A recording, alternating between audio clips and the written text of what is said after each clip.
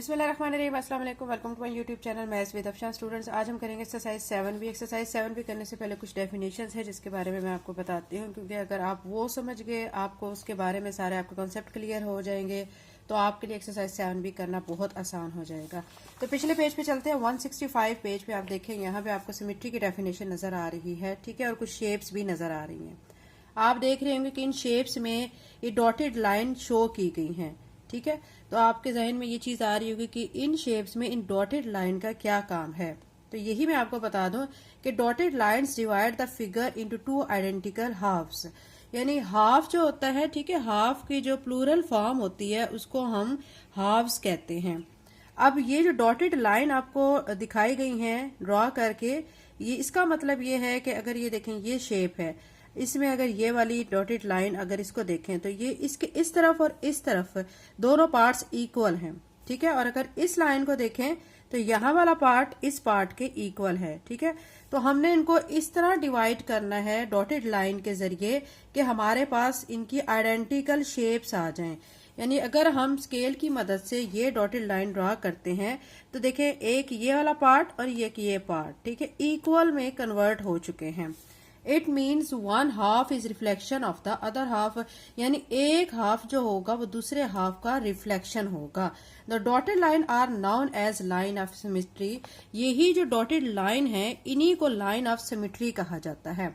अब आपको line of symmetry की समझ आ गई होगी, डॉटेड लाइन के बारे में आपको पता चल गया होगा कि लाइन ऑफ सिमेट्री क्या है, ये भी आपको अच्छी तरह पता चल गया होगा। अब आपके सामने ये तीन शेप्स गिवन है, ठीक है।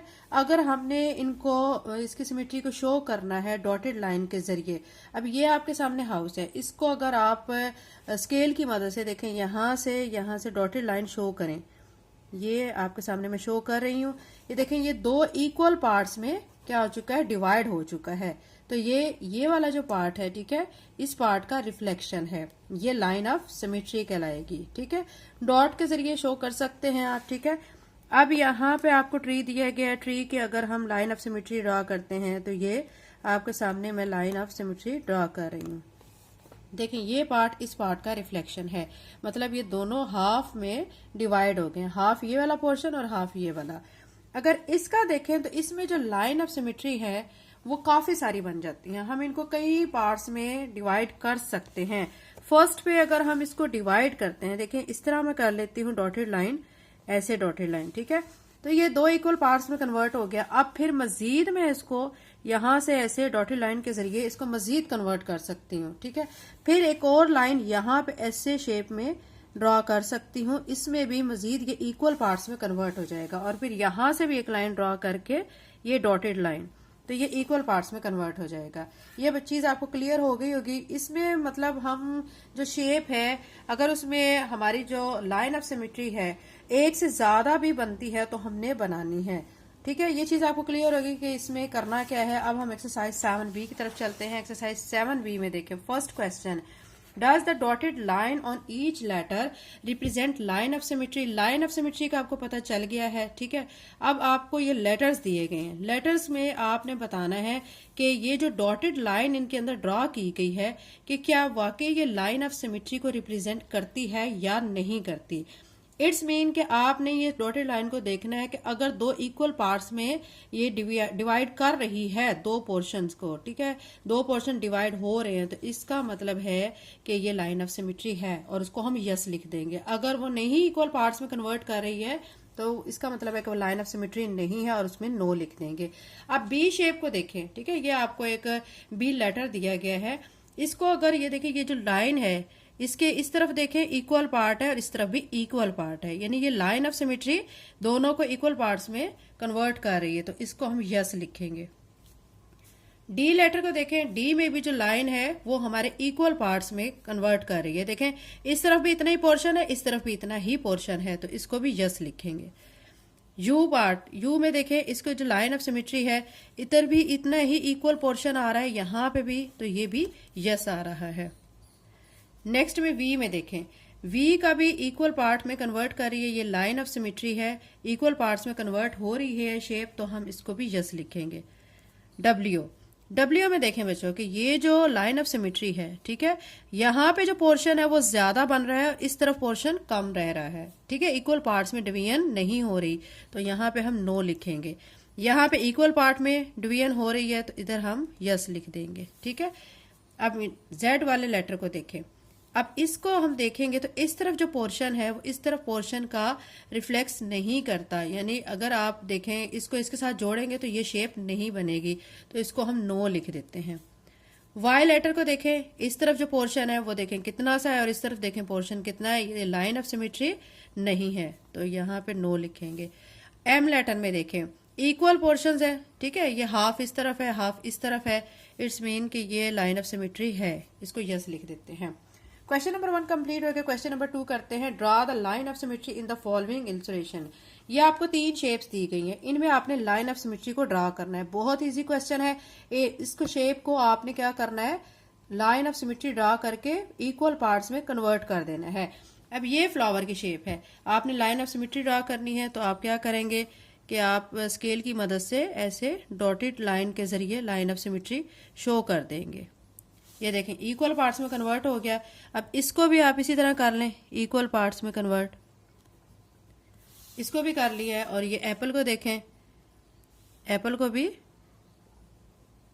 इक्वल पार्ट में कन्वर्ट कर लिया है। बहुत इजी क्वेश्चन है। अब नेक्स्ट जो हमारा क्वेश्चन नंबर 3 है, इसमें हमें कुछ शेप्स दी गई हैं। उन्होंने कहा draw all possible line of symmetry, यानी इसमें जितनी पॉसिबल लाइन ऑफ सिमेट्री हम ड्रॉ कर सकते हैं हमने उतनी ड्रॉ करनी है। ये कुछ शेप्स हैं, ठीक है, इन शेप को देखना है और फिर हमने इसमें लाइन ऑफ सिमेट्री को ड्रॉ करना है। फर्स्ट शेप को देखें जो कि एक ट्राइंगल शेप है।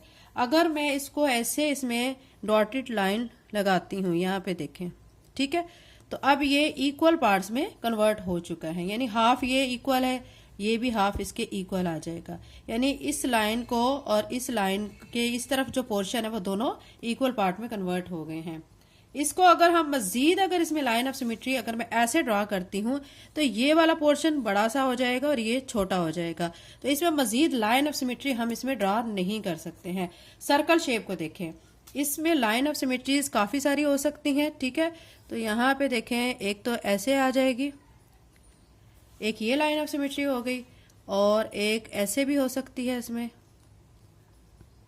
ठीक है, फिर एक आप ऐसे ड्रॉ कर लें और फिर आप एक ऐसे भी ड्रॉ कर सकते हैं, ठीक है। ये हमारी सर्कल शेप में लाइन ऑफ सिमेट्रीज हो गई हैं। अब इस शेप को देखते हैं। इस शेप में अगर हम लाइन ऑफ सिमेट्री को ऐसे ड्रॉ करते हैं, ऐसे करके,